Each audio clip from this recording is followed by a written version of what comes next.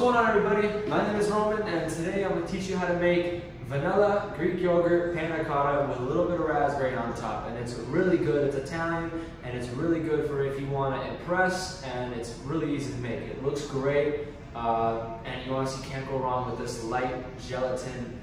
Yummy, it's good. It's a really good little dessert if you're trying to, if you have company over and you're trying to impress them. It's really nice because it's light and everyone will eat it. So I recommend it. It's definitely one of my favorites. So we're going to jump right into all the ingredients here. The first ingredient would be this unsweetened light Greek yogurt, just plain Greek yogurt. This is going to be the main flavor of the whole dish. The next one is just heavy cream, normal heavy cream we're going to use to heat up, and that's going to be the base of the whole thing. Just normal granulated sugar, gelatin, and ice water. And the reason why we have the ice water is because this particular gelatin we have here, this is the sheets, and they require that you soak it in water just for at least 5 minutes. The last one we have here is this vanilla. This vanilla is really good because we've been soaking it in some sort of alcohol. I forget which one, but just pure vanilla bean. We're going to scrape probably about 2 of these in there. So, all right, so that's all the ingredients. So now we're just going to go ahead and jump right into it. Okay, so the first step, like I said earlier, is to just take the gelatin, place it inside here. Make sure they're going nice and crisscross. Don't have them overlapping. If it's the sheets, I don't know if you're using the powder. I don't know the the measurements of the powder, but for the sheets, this is what we got.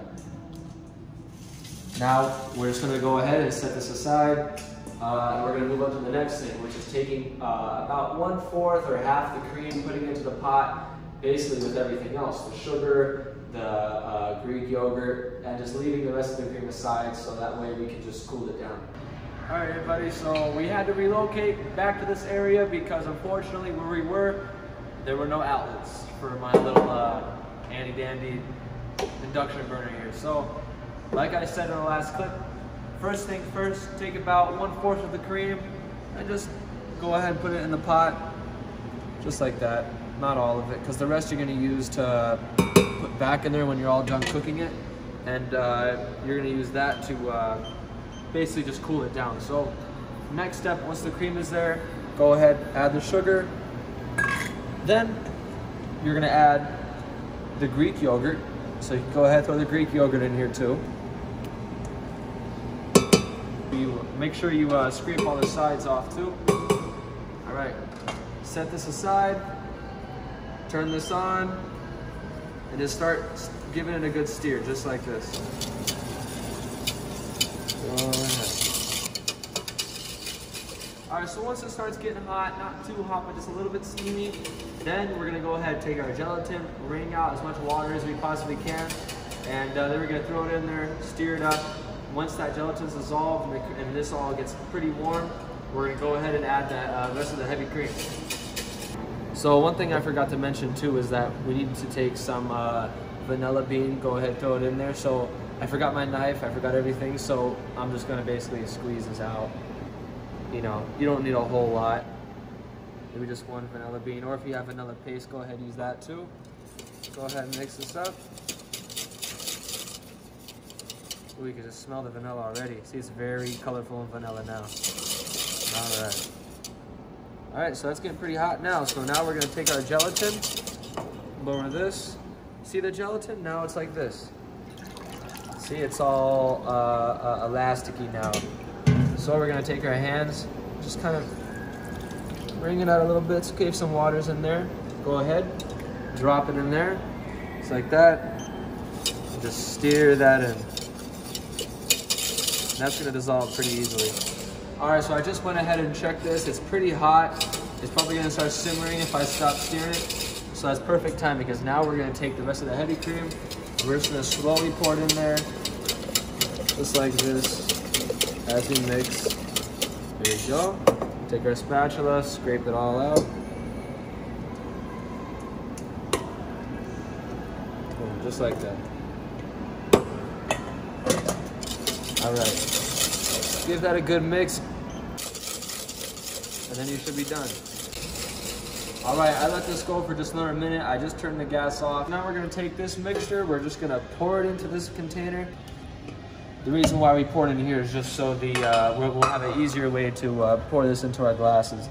You could use anything. If you're home, you could use a measuring cup or anything with a lip on it like this with a corner so it's easily poured. So now we're gonna go ahead. I've got these little martini glasses here. You can use anything. You could use, as long as it's glass, because you really want to be able to see the white, and then you're gonna have a little red line on there. So that's pretty neat. So right here is gonna go ahead very easily, just right in the center to about there. Next one. And you know, next we're gonna be making the raspberry puree, the raspberry jelly that goes on top. Don't want to go all the way to the top because you want to have room for the raspberry, for the little bit of raspberry jelly that's gonna go on top. All right, so once you've got these beauties filled up nicely, you're gonna go ahead and put these in the fridge for at least 3 hours, and then, or at least overnight. And then while these are in the fridge, you're gonna go ahead and start making the raspberry jelly that will go nicely on top, because these will be nice and hard, just like how normal gelatin will do. So once that's nice and hard, we'll be able to pour the raspberry right on top, the raspberry jelly right on top nicely.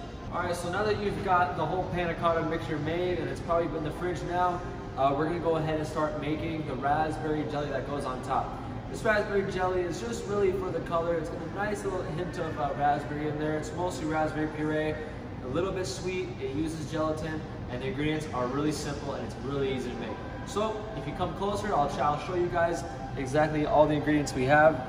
First ingredient right here is just sugar. Next one is raspberry puree. This is just unsweetened, pure raspberry puree. You can buy this at a store. The water, and then some gelatin, just like this. And again, for the gelatin, we have the ice, which I'm gonna throw some water in here in a second. But yeah, once you have all these ingredients, you know, get your whisk, get your pot, and we're gonna get started. All right, so the first step, just like last time, we're gonna hit gelatin sheets, put them inside this water.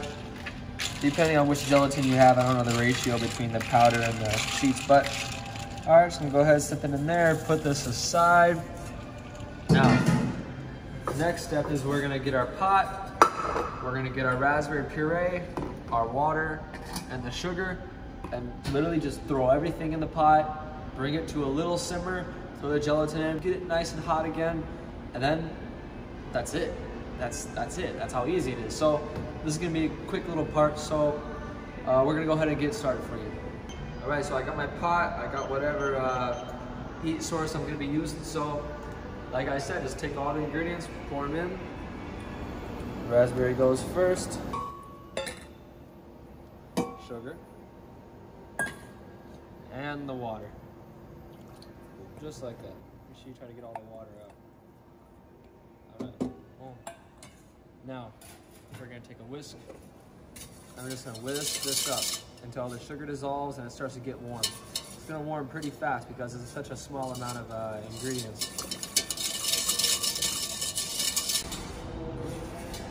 All right, so as you see now, this is starting to steam up. It's hot, the sugar's dissolved, it's come together. It's a little syrup we got here. So now, take our gelatin, throw it in there. Take that. Making sure I wring this out so it doesn't affect the recipe with the water.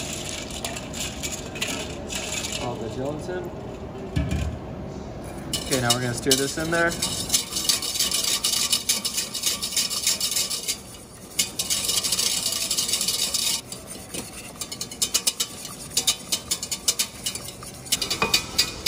All right, so I just turned it off because it's starting to steam really nicely. The sides are starting to simmer.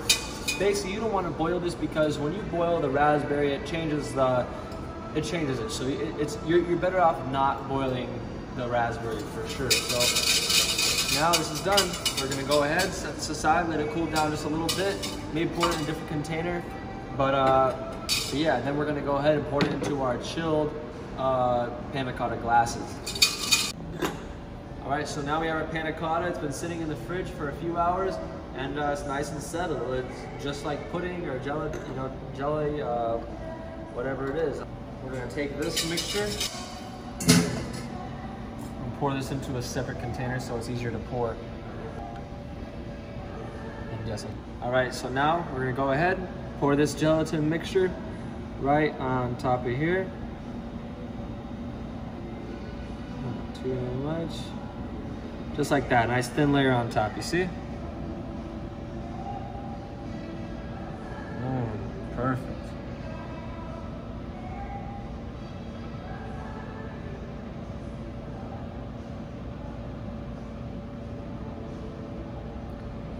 All right, just like that.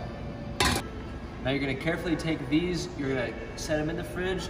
Make sure you don't get the side of the raspberry to come up on the lip of the glass, because if it does, it's gonna stay there and you're not gonna look as pretty. But right now, these look pretty good. You wanna have a nice little thin layer of the raspberry puree. These are definitely one of my favorite desserts because, well, to make, because they're definitely for show. I mean, look at them, they look great, you know? Especially in the martini glass if you have some sort of cooler looking glass. But yeah, besides that, you got the vanilla, you got the really cool, interesting taste, and you got the look to it too. So they're easy to make, easy to impress. You can make them ready, they'll be ready in one day too. So, all right, that concludes the panna cotta episode. So yeah, right here, go ahead and make this a few times, once or twice. And while you're at it, check out my other videos too. I have chocolate mousse so far and cannolis. I'm gonna keep coming out with different Italian content on all different pastries, cakes. Eventually I want to start getting into cakes in this channel. Like I said before in the last video, right now I work with a really good pastry chef, and I want to start, you know, really looking into how pastry is gonna affect my future, so I really want to get into it. So follow me on my journey and see where I go and learn with me.